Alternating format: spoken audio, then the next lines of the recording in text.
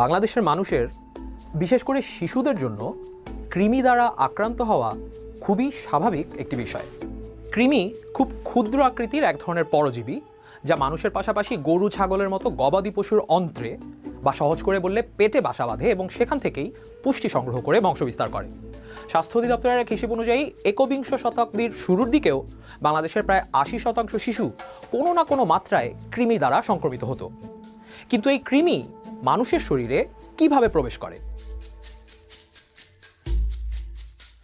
কৃমি সংক্রমণের প্রধান কারণগুলোর মধ্যে রয়েছে দূষিত পানি, পচা খাবার খাওয়া, হাত ঠিকমতো পরিষ্কার না করা, মা হাত ঠিকমতো পরিষ্কার না করে বাচ্চাদেরকে খাবার দিয়ে থাকে, বাচ্চাদের মলমূত্র পরিষ্কার করে সাবান দিয়ে হাত না ধোয়া, এ সমস্ত কারণে কৃমি হয়ে থাকে।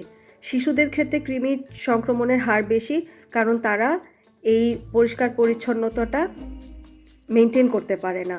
আর একটা কারণ হচ্ছে শিশুরা সব কিছুই মুখে দেয়। তাছাড়া কিছু কিছু সময় খালি পায়ে মাটিতে হাঁটলে কিছু কৃমি আছে যেগুলো পায়ের তালু ভেদ করে চলে যায়।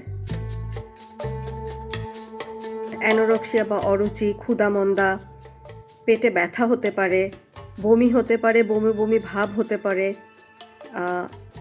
না খেতে পারার কারণে ওজন কমে যেতে পারে, কিংবা ওজন বাড়ছে না, একটা স্ট্যাটিক ওজনেই রয়ে যাচ্ছে, ডায়রিয়া হতে পারে। এগুলোই সাধারণত উপসর্গ হিসাবে দেখা দেয়। বাংলাদেশে ২০০৫ সাল থেকে প্রতি বছর কৃমি নিয়ন্ত্রণ কর্মসূচি পালন করা হয়ে আসছে।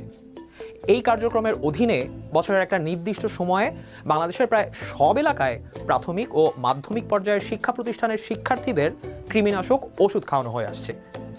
স্বাস্থ্য অধিদপ্তরের তথ্য অনুযায়ী বর্তমানে বাংলাদেশে কৃমি আক্রান্ত শিশুর হার 10%-এরও কম।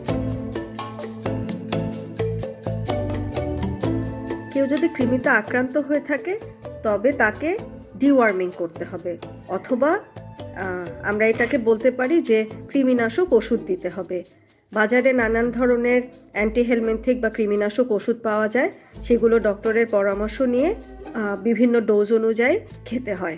তাছাড়া যেহেতু নিউট্রিশনাল ডেফিসিয়েন্সি হয়, যে কারণে পুষ্টিকর খাবার খেতে হবে, বা রক্ত স্বল্পতা হলে সেটার চিকিৎসা করতে হবে।